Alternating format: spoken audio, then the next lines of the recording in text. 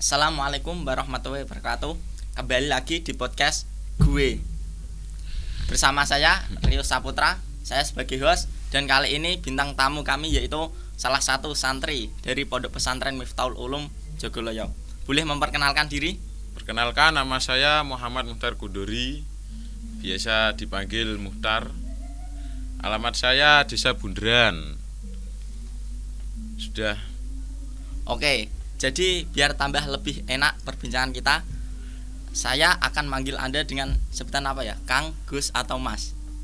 Gus gak apa-apa. Gus Mukhtar atau Gus Kudori nih? Gus Muhtar biar lebih keren gitulah. Oh gitu, oke. Langsung saja. Di sini saya akan mengulas kehidupan dan asal usul ada di Pondok Pesantren Miftahul Ulum ini. Gus Mukhtar itu mondok dengan keinginan diri sendiri atau disuruh orang tuanya? Pertamanya saya mondok itu disuruh orang tua, tapi saya tidak mau. Dan saya itu saat disuruh mondok pada saat waktu kelas MTS kelas 1. Dan saya berjanji ingin mondok pada kelas 1 SMK. Oh, jadi begitu. Yeah. Tapi di saat kamu ingin mondok, orang tuamu itu senang atau bagaimana itu? Saat saya mondok itu orang tua saya senang, karena anaknya bisa mondok itu orang tua sangat senang sekali. Jadi di saat Gus Mukhtar itu mondok di sini, itu sudah tahu pondok sini atau baru diperkenalkan kedua orang tua Anda? Pertamanya saya belum tahu pondok sini. Saya diberitahu oleh kakak saya. Katanya kakak saya alumni pondok sini. Temannya kakak saya banyak yang alumni pondok sini. Oh, jadi Anda itu mondok di sini sudah mempunyai saudara di sini? Ya. Oh. Oke. Gus Mukhtar mondok di sini itu sudah dapat berapa tahun? Alhamdulillah berjalan 3 tahun. Nanti kira-kira ingin setelah di pondok ini ingin melanjutkan di mana atau gimana itu? Setelah mondok, cita-cita saya ingin kerja, tapi disuruh orang tua suruh mondok lagi, mencari ilmu. Carane iki kowe nak kerja iki rak sah pikir keri, wong mondok rak sah mikir-mikir kerja dhisik, penting luru ilmu dhisik. Itu prinsip dari Gus Mukhtar. Iya. Jadi gini Gus, awal mula di pondok itu kan tidak tahu konsep pondok itu bagaimana dan tidak tahu larangan bagaimana. Kenakalan apa yang Gus Mukhtar lakukan saat di pondok? Kenakalan saya saat di pondok itu biasanya merokok dan keluar pondok. Cara biasanya itu blendot lah kalau anak pondok. Saat Gus Mukhtar pertama kali melakukan hal seperti itu, apa yang Anda rasakan, Gus? Sepertinya kalau saya rasakan itu pondok seperti bebas. Karena belum tahu aturannya, saya seperti bebas di pondok.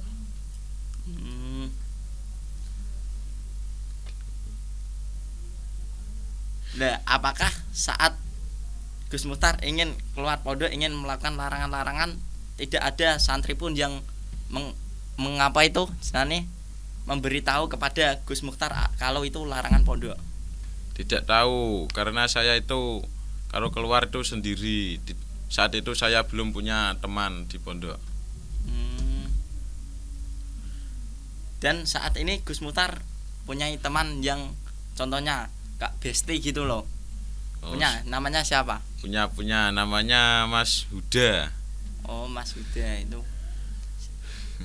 Mas Huda itu mondoknya bareng Gus Mukhtar atau lebih dulu? Bareng saya mondoknya, itu sekelas sama saya SMK. SMK kelas berapa itu, Gus? SMK kelas 3.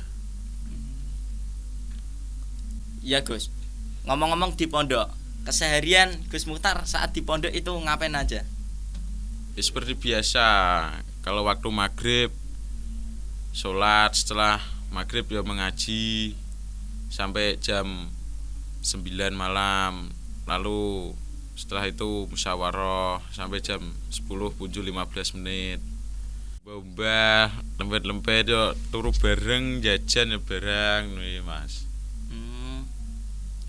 Ngomong-ngomong soal belajar tadi ya, itu dalam pondok kan mesti ada yang namanya pelajaran kitab hadis, fikih, nahwu, shorof. Ngomong-ngomong Gus Mukhtar itu pelajaran yang sangat digemati itu pelajaran kitab apa Gus?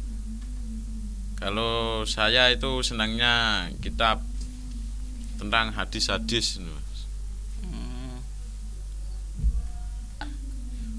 Tadi kamu itu kan bilang kan kalau keluar itu sendiri, dan itu di pondok itu kalau melakukan larangan pondok seperti itu hukumannya apa itu, takzirannya itu? Biasanya hukumannya itu berdiri. Kalau keluar pondok tanpa izin itu berdiri. Kalau berpacaran ngelego atau tidak memakai baju dan digundul itulah berdiri di depan gerbang putri.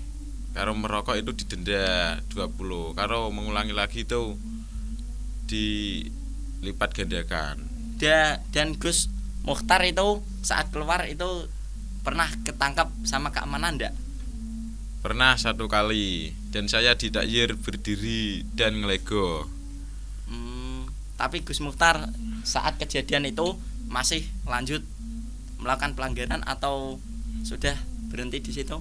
Alhamdulillah sudah berhenti, karena ditakzir itu malu dilihat sama teman-teman, itu malu. Biasanya kan seseorang santri kan meluru tantangan, saat ketangkep belidot lagi, ketangkep belidot lagi. Tapi Mas Kudori itu hebatnya itu saat baru ketangkep 1 kali dia itu sudah kapok untuk belidot ya. Ya. Itu kapoknya karena di pondok itu ada kakaknya atau gimana? Kapoknya saya itu gara-gara ditakzir dan saya itu malu saat dilihat teman-teman. Dan pada saat itu kamu dihubungkan langsung dipanggilkan ke orang tuamu atau cuma dikasih takziran itu? Tidak, cuma dikasih takziran dan ditulis takziran. Saat Anda Gus Mukhtar itu sedang berada di pondok, apakah pernah merasa kangen kepada kedua orang tua atau tidak pernah merasa begitu? Kalau itu saya pernah, soalnya ditinggal sama orang tua itu, jadi saya seperti kayak gimana gitu. Neng kamar itu nangis terus. Tapi saat Anda ditinggal, saat Anda kangen kepada kedua orang tua Anda, terus ingin menangis dan dilihat teman-temanmu, apa reaksi teman-temanmu itu? Teman-teman saya itu ya ngejak dolanan lah, ben corone ben gak nangis, ben kerasan ning pondok, ngejak jajan, ngejak dolanan, ngejak ngobrol-ngobrol nuwi ben kuat ning pondok. Saat kamu sedang berada di pondok ya, orang tuamu pernah menjengukmu atau tidak pernah atau gimana itu? Saat saya di pondok itu orang tua saya pernah menjenguk saya. Itu kira-kira beberapa 2 minggu atau bulan atau gimana itu? Biasanya 2 minggu sekali. Jadi mengirimi uang itu tidak melalui transfer? Tidak, orang tua saya yang datang sendiri ke sini. Dan Gus Mukhtar, dan di pondok itu kan tidak ngaji terus, mesti ada kayak leren, kok olahraga atau melakukan aktivitas itu. Lah, saat aktivitas renggang, saat tidak mengaji itu Gus Mukhtar gunakan untuk apa? Biasanya saya gunakan untuk tidur, karena aktivitas di pondok itu sangat padat. Ngajinya, jadwal ngaji itu sangat padat ya? Ya. Itu jadwalnya boleh disebutkan apa? Waktu apa jadwalnya apa, itu boleh disebutkan enggak? Kalau saya ini kan santri pelajar toh Mas. Iya. Jadi ini itu aktivitasnya bakdo subuh ngaji Quran, langsung jam 6 nggih sekolah SMK, wangsule jam setengah kali. baru ini mboten enten kegiatan, saya gunakan untuk tidur. Waktu maghrib sekolah madrasah khusus sampai jam 9, dan setelah itu waktunya musyawarah. Musyawarah itu tentang belajar. Sih waktu untuk belajar itu sampai jam 10:30 kayaknya.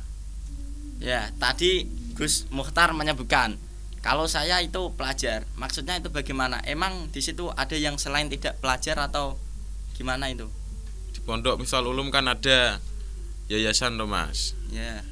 Yang satu yayasan untuk salafi, yang satu khusus kolafi. Kolafi itu ada SMP dan ada SMK.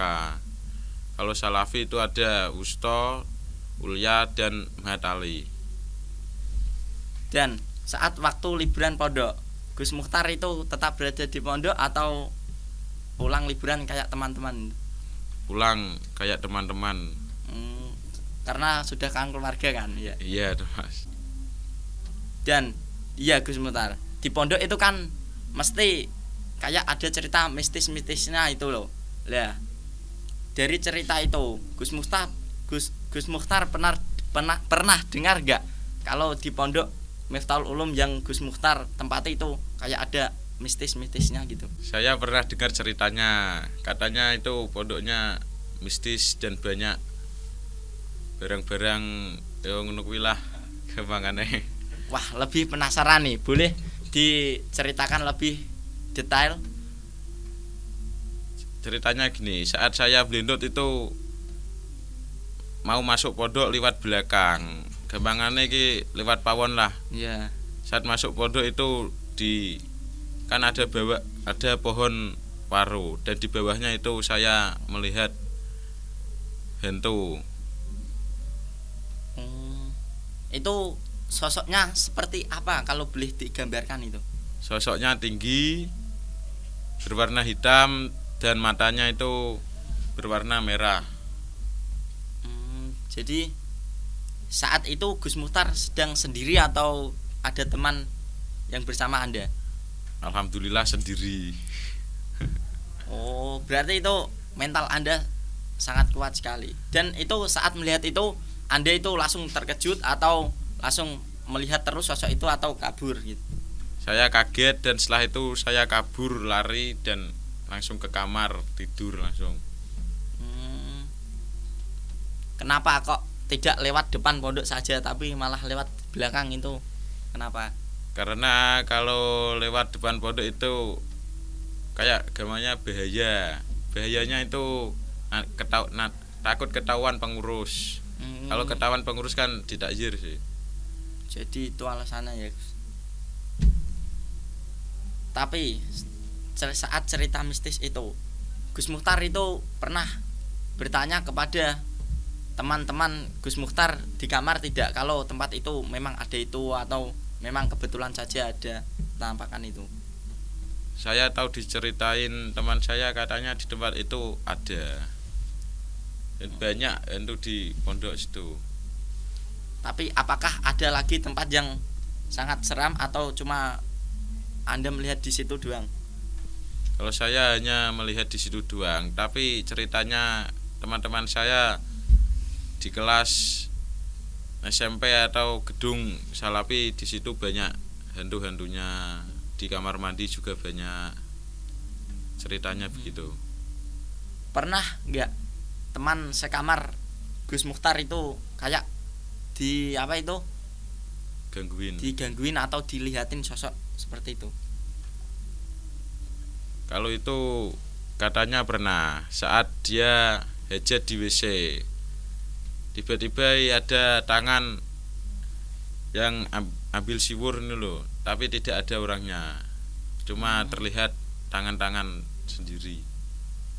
Jadi gitu. Tapi itu setelah melihat itu reaksi teman Anda itu bagaimana? Apa langsung kabur? Tidak gebyur WC-nya itu saat virak atau hajat itu tidak digebyur atau digebyur dulu langsung orangnya itu kabur?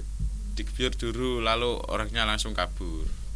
Jadi itu kayak cerita agak lucu tapi agak mistis ya. Iya. Karena saya juga belum pernah melihat seperti itu. Dulu waktu adik saya mondok itu kayak melihat seperti itu, tapi dia itu langsung boyong dan tidak mondok lagi. Takut ya. Iya, takut. Langsung gue pertanyaan selanjutnya itu, pengalaman Mas Kudori seputar di pondok itu seputar itu doang atau ada yang lebih menarik lagi itu? Contohnya di SMK itu ya. Di SMK itu pasti kan pelajarannya kan kadang membuat kita ngeluh lah. Sudah belajar di SMK, sudah belajar kitab di pondok, itu kan agak sinkron itu pikiran kita. Tapi Mas Kudori bagaimana mengatasi saat belajar di SMK agar tidak tercampur aduk dengan pelajaran di pondok itu bagaimana? Saya itu solusinya kalau di SMK fokus SMK. Kalau belajar mengaji kitab itu fokusnya ya ngaji kitab.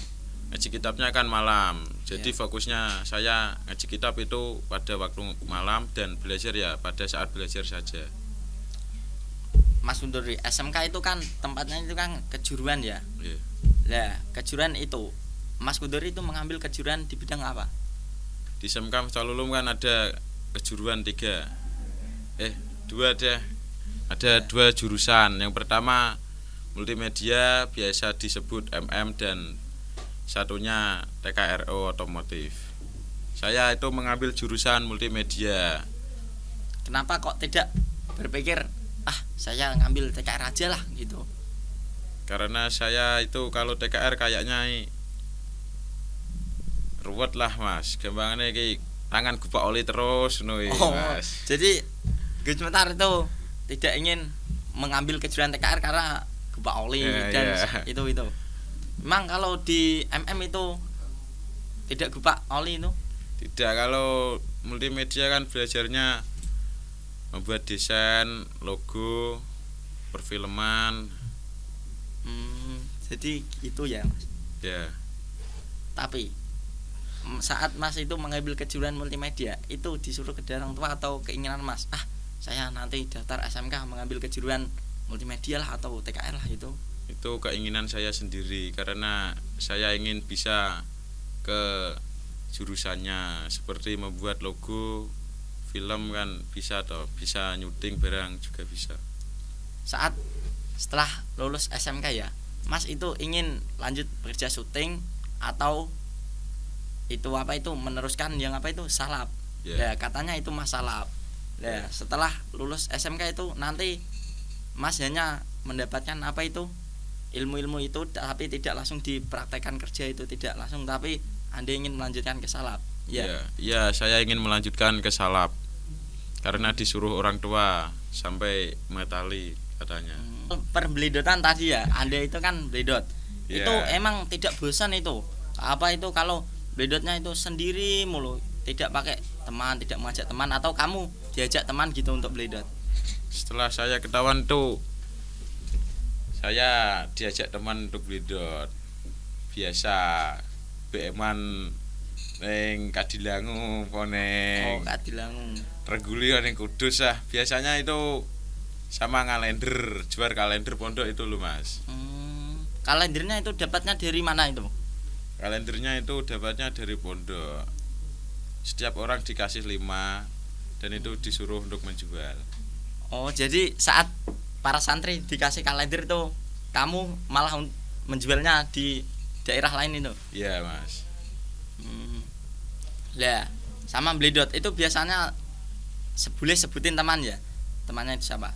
Saat belidot itu teman yang paling kamu ajak belidot atau yang bersama kamu belidot itu siapa? Biasanya yang saya ajak belidot itu namanya Yaki, biasa dipanggil Jo lah Mas.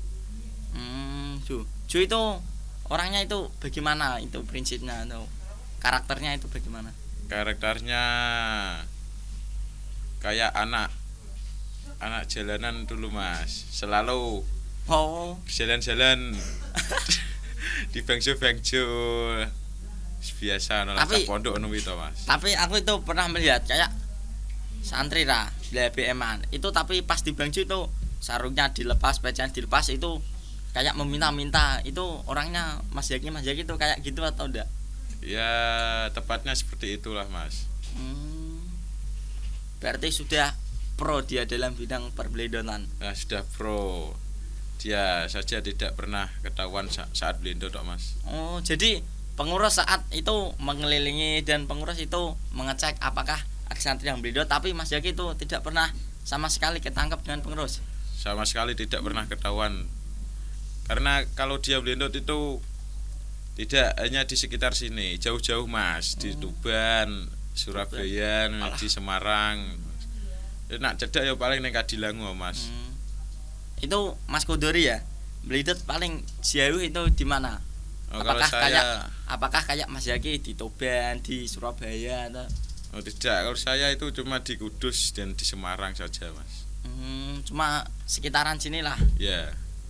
Lah, kita mengulas sedikit kehidupan Mas Jaki ya. Ya. Lah, itu kan saat kiriman atau orang tuanya ke sini, apakah Mas Jaki tidak pernah dikirimi orang tuanya itu? Mas Jaki itu pernah dikirimi, tapi saat dikirimi itu Mas Jakinya tidak ada, blendot malahan Mas. Tapi orang tuanya itu sudah tahu kalau itu blendot atau tidak tahu?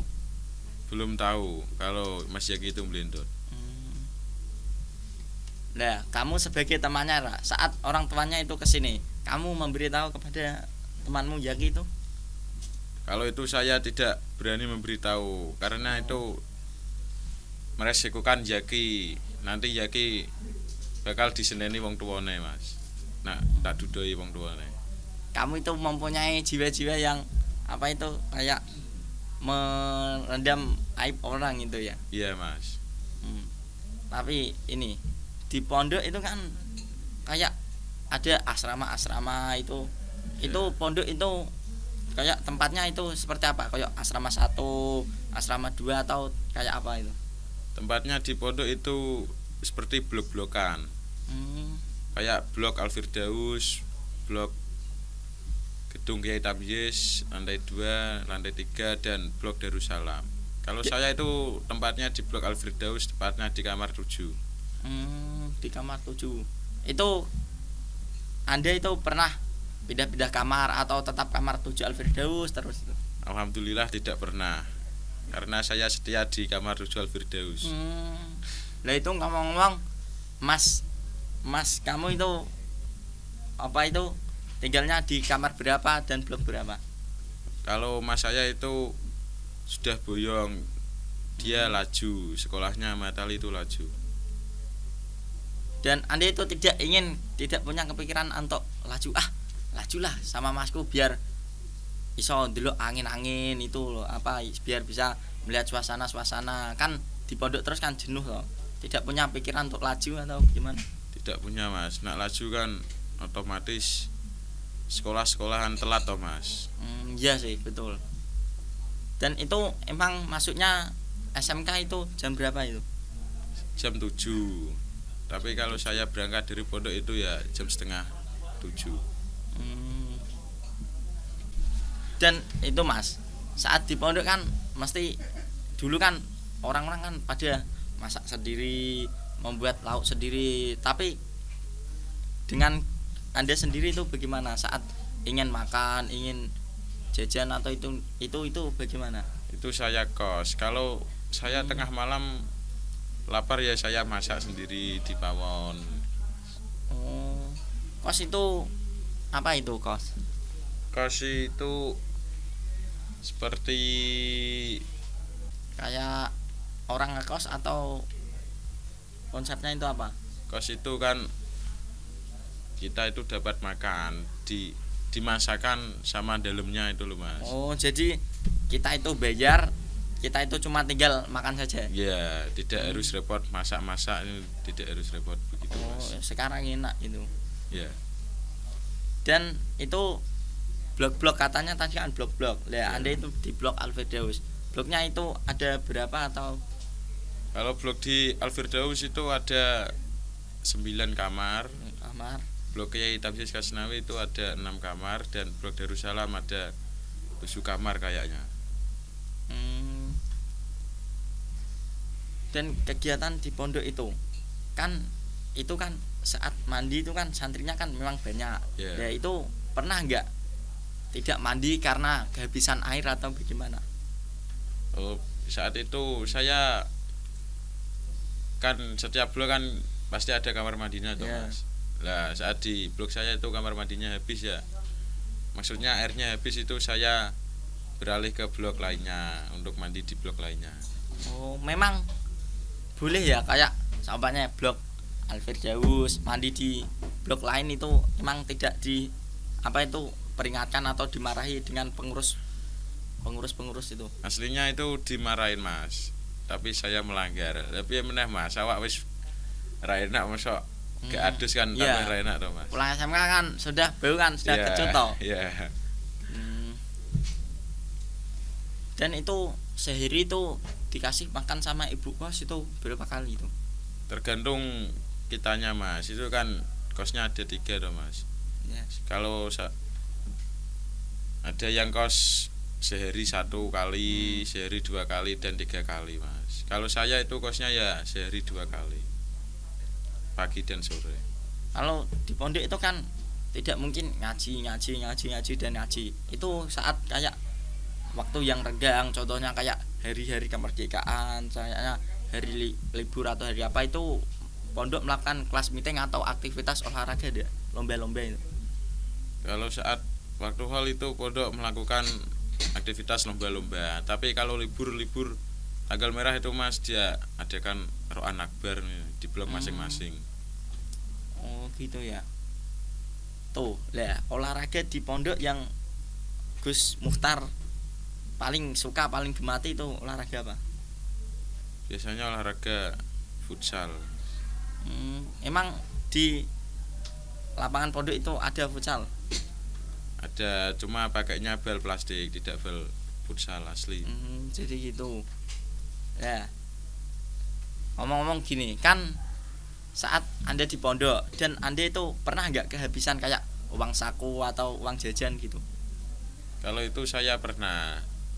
Saya kalau kehabisan uang itu pinjam teman dahulu. Pinjam teman terlebih dahulu dan nanti menunggu kiriman Mas. Nah, saat uang Anda itu sudah habis dan Anda itu menunggu kedua orang tamu. Kapan ya kedua orang tamu datang? Kapan ya kedua orang tamu datang? Tapi kedua orang tamu tidak datang-datang. Itu apakah kamu langsung nelpon ke pengurus atau pinjam teman lagi atau gimana? Nak we nganu Mas, aku tinggal mulai we Mas, langsung mulai we. Langsung mulai itu. Ya rasa nelpon barang ya suwan. Oh, suwen. Jadi begitu ya, suwen. Tak kira itu apa itu kalau kehabisan bisa nelpon tapi Anda itu langsung pulang ngono. Pulang saja Mas. Lah saat pulang itu kan tidak mengabari kedua orang tua kan. Yeah. Lah langsung pulang saat tiba di rumah masih gigi masih dundul dengan rumah itu reaksi kedua orang tamu itu bagaimana? Biasanya toh Mas ditakoki we kok mulai lapo kendaraan duit mak ngono to. Oh, tidak sampai di rasa balik rasa anu. Oh, tidak Mas. Jadi gitu. Dan itu Anda itu sudah kehabisan uang itu pulang itu beberapa kali itu. Apa pulang terus apa tidak? Kayaknya saya pulang tuh hanya 3 kali saja Mas. 3 kali. Saat saya kehabisan uang. Itu pulangnya ikut masmu yang laju itu. Nah, biasanya ngangkot Mas. Angkot. Ya. Jadi kamu mondok di sini itu yang kamu apa itu? Yang kamu goleki lah kayak kamu cari itu apa? Mondok dari pondok sini. Kalau saya mondok itu yang saya cari itu ilmu dan rendonya Bapak dan Ibu guru dan kiai juga. Itu kan di pondok itu kan tidak semuanya orang itu kan sama semua, ada yang kecil ada yang besar, ada yang kecil ada yang besar. Saat pertama Gus Mukhtar ke pondok itu ada yang besar atau sama kayak Gus Mukhtar semua? Di pondok itu beragam Mas, ada yang kecil ada yang besar. Tapi kamar Gus Mukhtar itu besar semua atau setara lah? Ya setara, ada yang kecil ada yang besar. Ya begitulah Mas. Nah ini nih yang saya penasaran. Di pondok itu kan apa itu barang hilang menghilang itu kan sudah biasa tak? Apakah Ya, Gus Mukhtar itu pernah kehilangan barang yang Anda sayangi atau pernah Mas. Contohnya ya kehilangan sarung, kaos, uang gitu Mas. Kan di pondokan biasa tuh Mas, nak kelangan gitu Mas.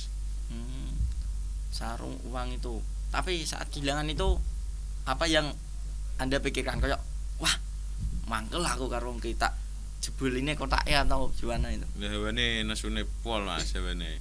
Pengen diantemi jaluke lah. Tapi saat itu kamu wadul apa itu kayak laporkan ke pengurus pusat atau gimana? Kalau soal baju itu saya biarkan, tapi kalau soal uang itu saya laporkan ke pengurus biar diurusi itu Mas masalahnya. Itu Anda kehilangan uang kayak itu sudah berapa kali itu? Banyak Mas, kadang kehilangan di sak baju di kota. Itu keteledoran diri sendiri itu. Lu enggak toh Mas, kan kotak kalau kehilangan di kotak saya kan sudah saya kunci. Kuncinya juga saya bawa. Masa iso ilang herang piye we prinsipe. Itu mungkin diambil atau lupa lah itu. Ya. Tapi pada saat kehilangan itu kamu nelpon kedua orang tamu ndak? Kayak "Mak, Pak, diku hilang." Itu gimana? Kalau itu saya pernah nelpon, tapi katanya orang tua saya wis jerke wae, encen cah pondok ngono itu biasa nak kelangan. Oh, itu sebagai rutinitas cah pondok itu. Iya, biasa. Gosop-gosop kan wis biasa to, Mas. Jadi satu kata buat temanmu yang suka gosop itu apa? Ke kamera bilang satu kata.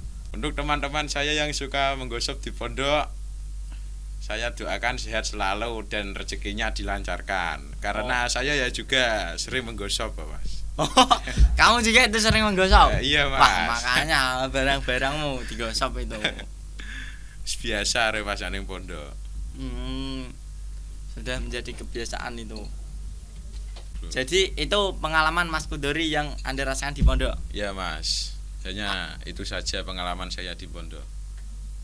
Kamu bisa mengasih satu pesan kepada kedua orang tuamu nanti saat ujuk-ujuk wong tuamu seperti iso ndelok video iki lah.